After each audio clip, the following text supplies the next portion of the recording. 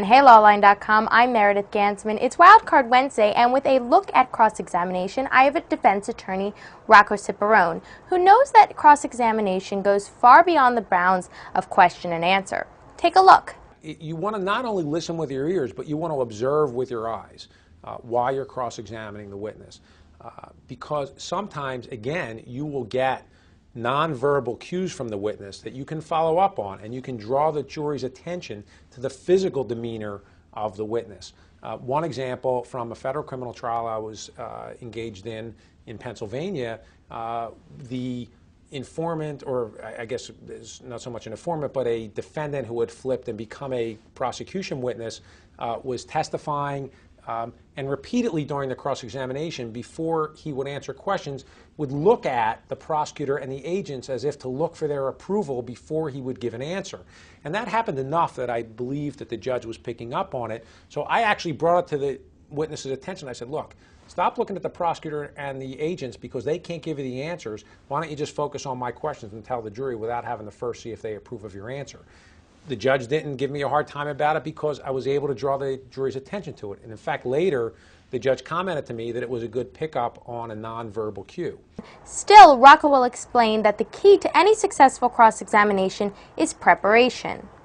There is no substitute for knowing your case inside out and backwards, having read every single thing that that witness you anticipate cross-examining has in the past written or said or confirmed about the case, to knowing all of the prior bad conduct and knowing all the documents at your disposal. And in complex cases, it's not easy. In that Fort Dix case, we probably had discovery that entailed over 20,000 pages of documents or somewhere in there, 600 hours of audio and video recordings. But you need to just commit a lot of that to memory, and there's no substitute for knowing your case and knowing that if the opportunity presents itself, you're going to be able to pull out a fact, pull out a document, and use it to confront or impeach that witness. So the preparation is really the key. You cannot give an extemporaneous great cross-examination in most cases. In any case with any complexity to it, you need to prepare, and you need to prepare long and hard for the cross-examination. And even then, unexpected things will happen, but you can minimize those things by the preparation. However, creativity is an imperative part to any cross-examination in order to keep your witness guessing and maintain the upper hand. What I did with Omar, because it was a long cross-examination, the longest I've had to do in any case was 5.5 days, is every either morning when I would start cross-examining him or even after the lunch break, I would try to find a similar situation where I could set him back on his heels.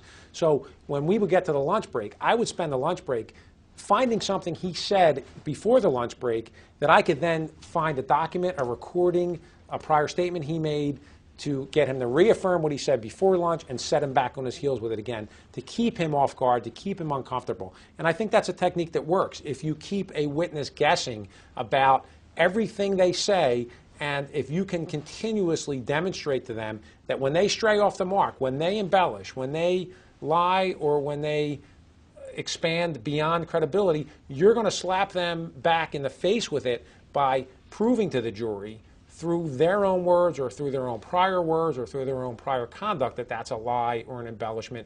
They really do start to succumb a little bit more to your cross-examination and then not fight you as much. You kind of have to teach them not to challenge you, if that makes sense. Teach them how to treat you, I call it. And there's a lot of give and take in the beginning to establish that, but that's one of the techniques I've developed to kind of, for lack of a better term and not out of context, beat a witness into submission. This has been Wildcard Wednesday. I'm Meredith Gansman for LawLine.com. Thanks for watching.